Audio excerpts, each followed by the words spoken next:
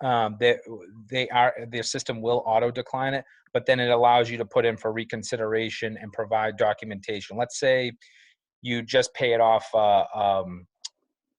maybe a late credit card or things like that, and maybe the credit bureau hasn't updated that yet. Sometimes that might take a month or two, depending on how it was submitted. You can submit documentation to the analyst that gets assigned your loan, and they'll be able to add that to the file and put that as information for reconsideration. So there's things like that, but yeah, they're not setting a minimum credit score because everybody's situation is different. Sometimes people might need to provide more than the basic filing information that I'm going to show you on the next couple slides. So they're going to take it case by case. Great. Okay, let's keep it moving, and we'll keep addressing these questions as they come up. We still have a few, but we'll let you get through your presentation first. Sure. Yeah, so basic filing requirements, you're going to see here. So there's two different types of applications. There's SBA Form 5 and 5C. Everybody's going to be doing 5 unless they're a sole proprietorship. You're going to be doing 5C. When you're actually doing the application online, when you're registering your business, it's going to ask you what type of business you are. Are you an LLC, a partnership, sole proprietorship? The minute you select sole proprietorship, it will jump you automatically into the proper form that you need. So we do offer the paper versions online as well. So just make sure, and it will state that in bold lettering, that the 5C is for sole proprietorships only. Tax authorization form. So the 4506T, this is an IRS form. This form is to verify that the taxes that you're submitting to the SBA are the same taxes that were filed with the IRS, and that everything is up to date and correct. So you want to make sure that you're signing that. If you're filed jointly with your spouse will need to sign those as well, and you'll need to upload that to the system. A couple of things to note, and when it comes to uploading documents that we've learned recently as well.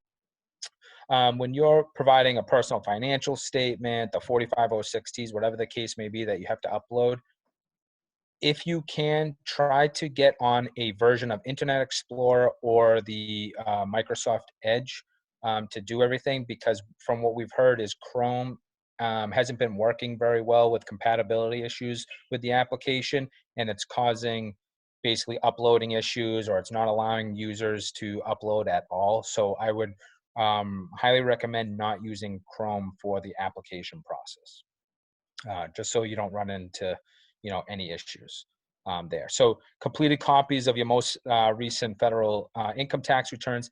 So they are actually looking for 3 years of your business tax returns. However, they are relaxing this because this is on a normal case where maybe you had one disaster down in Florida with a hurricane. This is a national pandemic.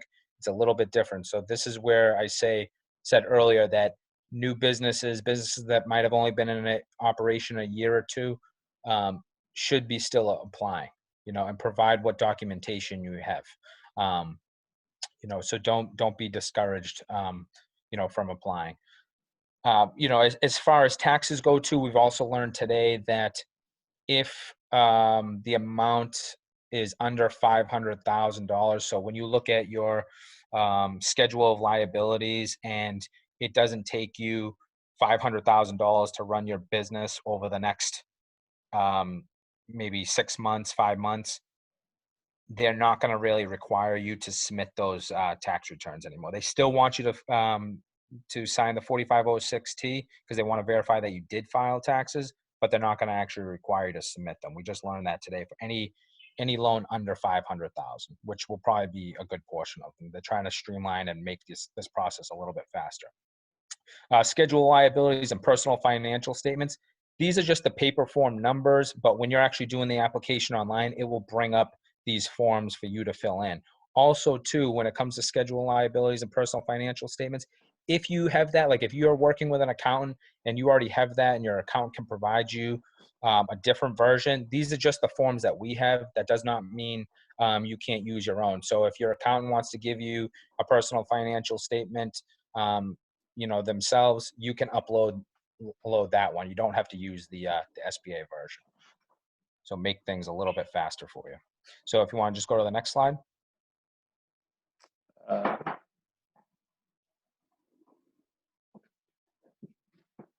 Yeah. So, and then these are just some other, additional filing requirements that may, come up. So a current year-to-date profit and loss statement.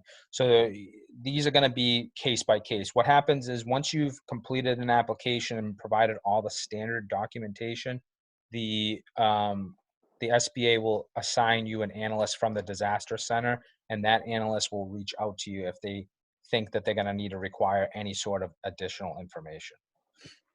So if you want to just go to the next slide. So ineligible types of businesses, typically, this is going to in line with what we normally consider ineligible as far as SBA lending goes. So, we're a federal loan program. So I know here in Massachusetts, marijuana-based businesses, are obviously popular now. It's marijuana is obviously not eligible under federal requirements for any sort of assistance. So, that would be an ineligible business type. Religious organizations, charitable organizations, gambling concerns. So any business that derives more than 1/3 of their annual gross revenue from gambling activities is not going to be eligible. So that includes, Encore Casino, which I don't think will fall under the small business requirements, anyways. But and so there was another question too that we've got come up a lot is how do you determine if it's a small business? So we're going by the Nexus codes for the industry that that you usually provide, like on your returns and stuff. So that's how they'll determine the size of your small business. But to be honest, I wouldn't really worry too much about that. Most of our businesses here in the state of Massachusetts will be considered a small business under our standards.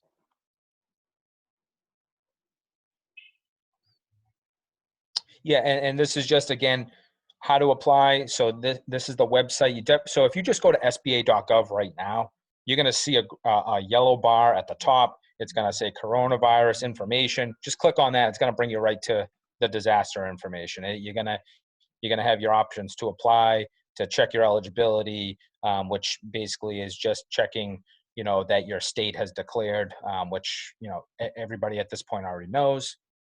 And then once you've actually submitted application, you can check your status too. So they update your status on the loan, so you can see where everything stands. And then if you want to send in the paper version, that's the address at that Fort Worth, Texas address. So, so these are a couple people. I forgot to take out today's guest, but this was from a presentation from yesterday. But it's the same, and these are good people to know, anyways, because they cover your region. So as far as assistance from SBA Partners, so like I was saying earlier, we provide funding to several small business organizations that help with a variety of technical assistance. And that includes putting together financial packets for lending, putting together projections, and a variety of other technical assistance across the board for small business. These are your taxpayer dollars at use. These organizations help you for free. They're mentors, they're colleagues of ours that help you get through this process and get the financial documents that you need in order for free. So we highly suggest making sure that you reach out to one of them. I know, for instance, the Nancy Garardi, who's the director for the Northeast region. The Northeast region is housed out of Salem State, but they cover all of Greater Boston. So Somerville falls under their wing, as well. They're tasked with helping small businesses get through the application process. They're setting up 1 hour like Zoom video chats to get through the process with you. So I would highly suggest contacting them to set up if you don't feel comfortable doing it yourself, and they'll assign you someone from their team to get you through the process and get any sort of documentation you need in order. So if you want to just go to the next slide. Yeah, so SCORE is another resource partner. So SCORE has a bunch of different offices throughout the state of Massachusetts. The Boston office, which we gave you the links on here, you want to contact them as well. They're doing the same exact thing. They have a lot of mentors. Everybody obviously is doing it remotely right now. So everything's going to be done online, or or via telephone. So if you want to just go to the next slide. And here are all the contacts for the branches of the Massachusetts Small Business Development Center. So if you're not, I know most of you are Somerville-based businesses, but I'm sure you have friends outside of Somerville that have small businesses. So please forward this information to them, because these are good contacts to have, and they can really help get through the process. So if you want to go to the next slide. And again, CWE, same thing. They got Boston and Westboro. Anybody here in Somerville, just call the Boston number. And again, they're doing the same exact thing. They can, and they do, when this is all said and done and we can get back out and actually, shake hands and see each other and greet each other, they do a lot of stuff like networking events. These organizations, they put on a ton of different tutorials and workshops, all for free.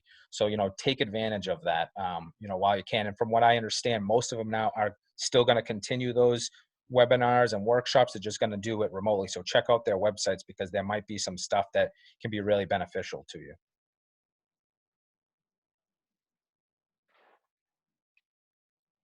Yeah, so you definitely want to, submit your application as soon as possible. So this is kind of just like a checklist for everybody. So just recheck the filing requirements and ensure that everything's needed and the information submitted.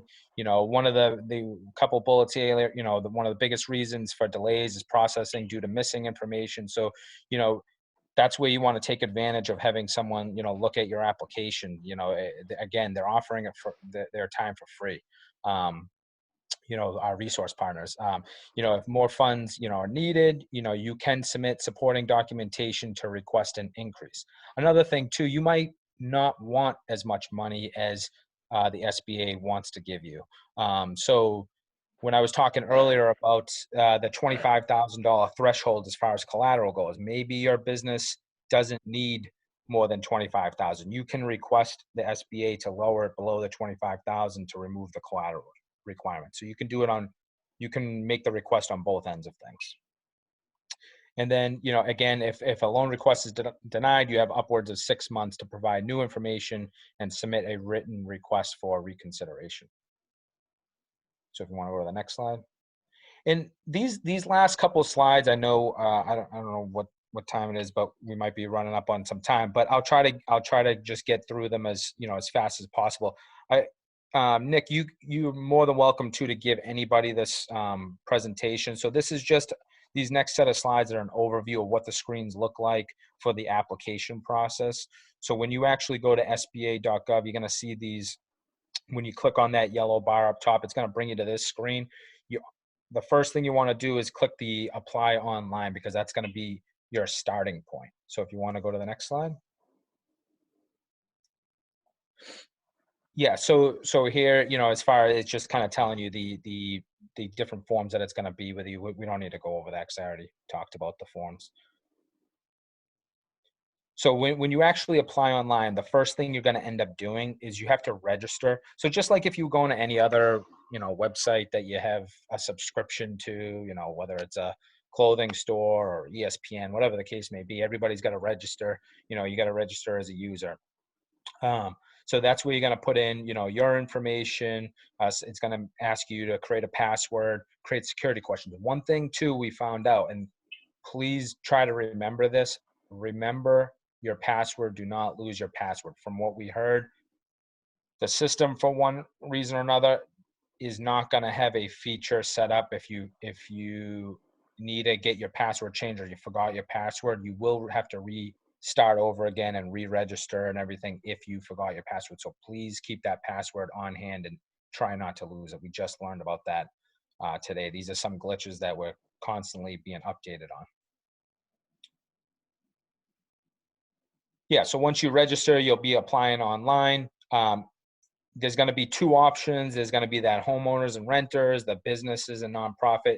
If you only want to click on the box that's the business and nonprofit. Do not worry about the other box. So if you want to just go to the next. And this screen, the first set of questions it's going to ask you is what type of business you are. So as I said earlier, it's going to direct you to two different forms. So if you're basically a sole proprietorship, you're doing Form 5C.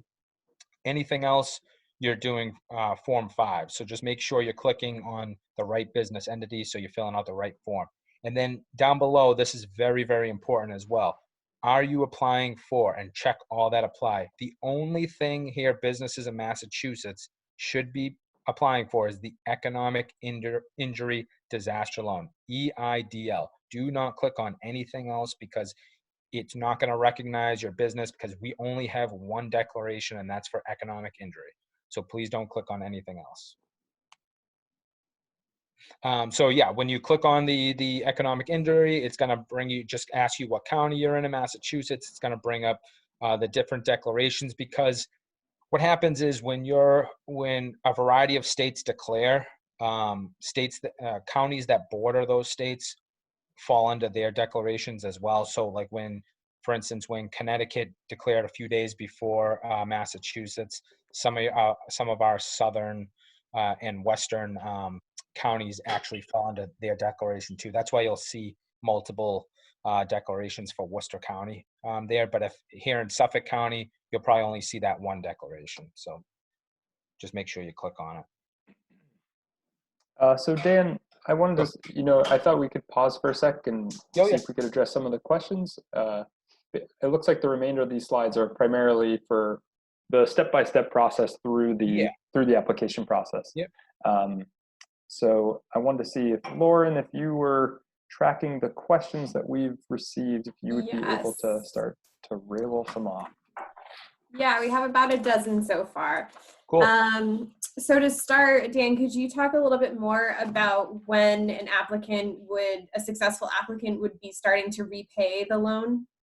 Yeah, so that's a really good question. So this is, now when I tell you information is coming in fast and it's changing fast, I mean, I'll probably get off this call and I'll have an email and something will change. It's unbelievable how quick things are changing, and they're trying to make it better, the system better. So as far as payment goes, one good thing is that every approved loan is going to be on a 12-month deferment.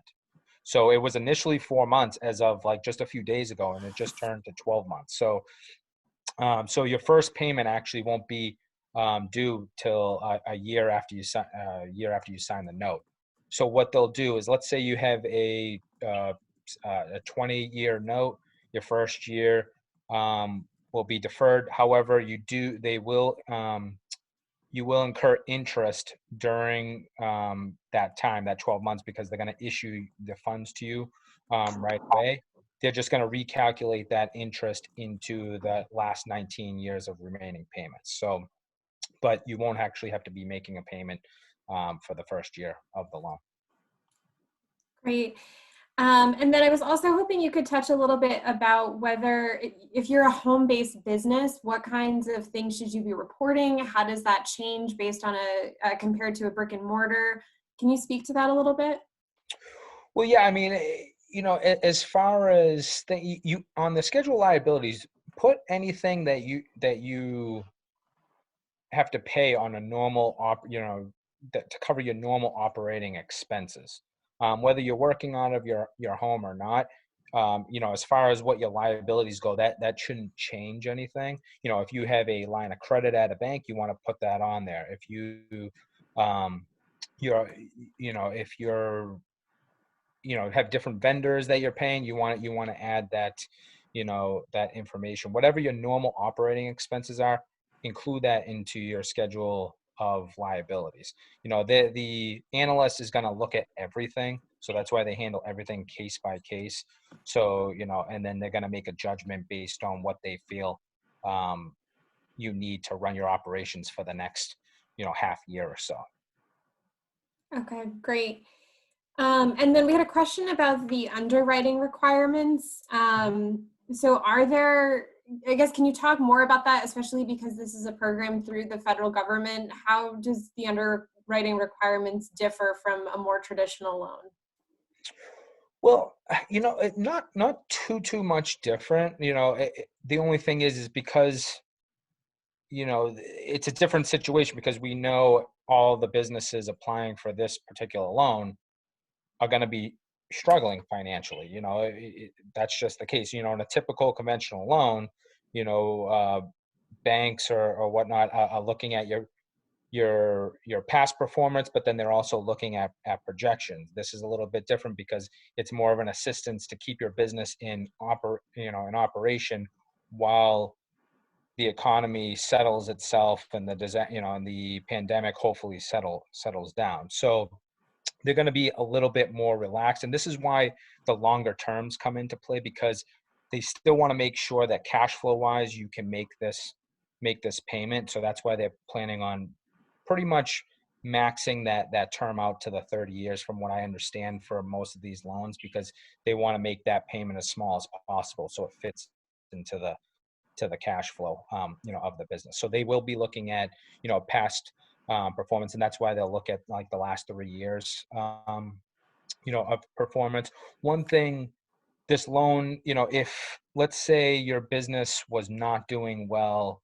for the last 2 years, and you're probably projecting to maybe close, and then all of a sudden the pandemic happened, they're going to assess that too. They're going to say, well, was this business probably going to close either way? They're going to make that judgment. I don't know how often that comes up into play, but that it's really meant for businesses who are growing, who are sustaining, and got hit with this pandemic, and then all of a sudden they got to cut their staff, they have to close up their shop, and but they were doing well before that.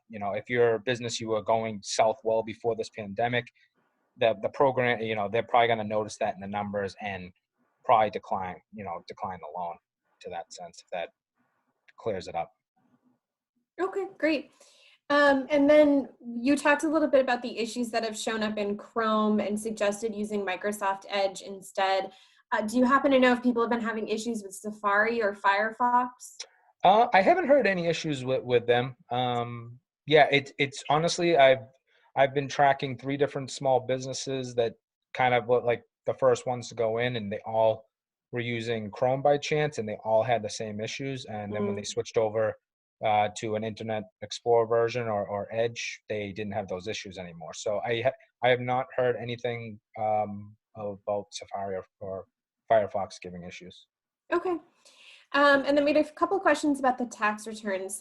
First, we just wanted to confirm, Deanna heard that you don't have to submit your tax returns if you made less than $500,000. Did we hear that correctly? Not if you made less than 500,000. If the loan, so we're still working out. So if the loan being given to you is going to be less than 500,000, so got you. You can kind of know based on your small business, like if you have liabilities. That's why I kind of gave out that example. If it takes $5,000 to run your business on a month-to-month basis, they're going to project out like the next 6 months. Obviously, that doesn't come anywhere close to $500,000. So as a business owner, you're not going to be offered $500,000. The program goes up to $2 million, but they're not going to give someone $2 million that only needs a couple $1,000s a month or $10,000 a month. So if once you review your schedule of liabilities and you see that you're operating, this includes like your payroll and stuff, you want to make sure you factor those things in. It doesn't cost you upwards of or anywhere close to $500,000 over a 6-month period. Safe bet is you don't need to submit your tax returns. Got you. And are the owners submitting the tax returns, or is it through their 4506T? So the 4506T is just it's an IRS form that allows a lender, or in this case the SBA, to request the taxes that were submitted to the IRS. So like when you're uploading those taxes, those are the business's copies, right? Those aren't the official IRS copies. So that form that you're signing is allowing the SBA to look at the official ones that were submitted to the IRS to make sure that the copies match the official ones, and also make sure that they were filed properly as well. So that's something that across the board, whether it's a traditional loan at a bank, every bank does that. I was in banking for 13 years prior to coming to the SBA, and historically done with all loans. People just probably don't even know because it's just one little form that they that they sign off, and it's done behind the scenes most of the time. So yeah, it's not something that most people pay attention to. Got you. And while we're on the tax returns, I had another question about whether I think it's one business that has different individuals who would be submitting their tax returns, and the question of whether there's a secure way for them to sort of separate their to submit their individual tax returns. I hope I understood that. Any thoughts on that, Dan? So are they talking about uploading? So to our Yes. system, yeah. So our system, it's all secure based when they're uploading. So Okay. yeah. If I missed that, for whoever asked it, feel free to chime in again. Yeah, sorry. The question was really like if you have two co-founders of a business, let's say each of which own more than 20%, my co-founder or I may not want to share information in the tax return. My co-founder may not want to send me his tax return, which includes his I spouse's get what you're info saying. and You know what? You know what I mean? Yeah, that's a good question. Could you do me a favor? Send Nick an email or give him your email address, and he can forward that to me, and I'll get that answered for you. Yeah, happy to do that. Great. And then taking through, we've had quite a few more questions come through. One was whether you could speak to the difference between a charitable organization versus a nonprofit and a 501c3. Well, yeah. So there's going to be different designations, depending on, how they're listed under, the 501. So there's like different, like there's 501c6 and things that's like falls under chambers and stuff like that. Basically, when it comes to private nonprofits, they're not asking for public money. So like they're getting all of their money from like a private source. Maybe it's like one individual or a few individuals. Typically, they have a board that's outside their organization. So if it's, I'm trying to think of a nonprofit that's like off the top of my head that I just know. There's like smaller nonprofits that might, constantly just ask for donations from like the state, from federal government, but from different people around the city. They're probably not going to be able to, but like your Boys and Girls Club, who also operate, as a business, they provide, those services. They have their employees and everything. It's there. They can fall under the private nonprofit. So, I'm not an expert on every single designation, but yeah, that's kind of like the gist of how that will work. There might be a school, like you have a school that falls under nonprofit private, might be a one of your private schools and things like that could fall under that as well. Got it. Okay. School. Another question we received was about how the schedule of liabilities form asks for fixed debts. The question is where the SBA is getting those monthly expenses from. So you're gonna, as the business owner, you're gonna fill that out and tell the SBA what your expenses are. Right. Okay. Is that what they're trying to? Yeah. So that schedule of liability. What I was saying earlier is some businesses might already have that. Their accountant might already provide that, just like the personal financial statement. So we have forms that you can fill out that, ask for the different criteria, or you might have your own already done, just like you would a profit and loss or, your balance sheets, your accountant might already do that for you. So we're just providing those forms throughout the application process if you don't have them. If you have them, just upload the ones you already have to the system. That's perfectly fine too. But got it. And once you upload those, Dan, are you able to edit that if you've forgotten something in your schedule of liabilities? I want to say no. I would have to get back to you on that, because once everything's uploaded and you submit, it will go to completed application status. You could the one way you could probably do it is when it goes to completed application status, what happens is it gets assigned an analyst within a business day or two. That analyst, you'll end up getting their information, and you can send them an updated version of that. I don't think you can make any changes to the actual application, because at the end, it's like you're clicking on all those boxes, that say, along the lines of, this was the truth as far as I know it, yada, yada, yada. And then, once you submit it, it's pretty much a done deal. But once you get the analyst, you can, you'll have their contact info, and they'll probably give you their email to, submit anything, because they might require you to submit other documentation too, based on the situation. So that can be probably done that way as well. Got you. And then another question we had was for people who know that their credit history will not qualify them for the SBA loan, any suggestions or tips? I mean, it kind of sounds like maybe they should submit an application anyway. Yeah, I would submit an application anyways, because the thing is, you can provide additional documentation, even if the system auto declines it because, of the credit issues. You can submit for reconsideration, and that gives you an opportunity to submit further information that maybe the credit scoring system does not always detail. The credit scoring system will give you, what's derogatory, but it doesn't give you the story behind everything. So you'll be able to, submit that information there and have an analyst actually look at that and put that into consideration. Another thing is depending on the situation, like we have micro borrowers. So a micro lender, sorry. Our micro lending program is for loans upwards of $50,000. And what happens with our micro lenders, they're more mission-based lenders. So they're apt to helping women-owned small businesses, minority-owned small businesses, brand new businesses that may have credit issues. Now, obviously, this is a different situation because of the what's going on with the pandemic, but they also help with technical assistance themselves. And so I know if we're in Somerville, you have Axion, which is in Cambridge. You have Mass Growth Capital, which is over in the Shraffs building in Charlestown.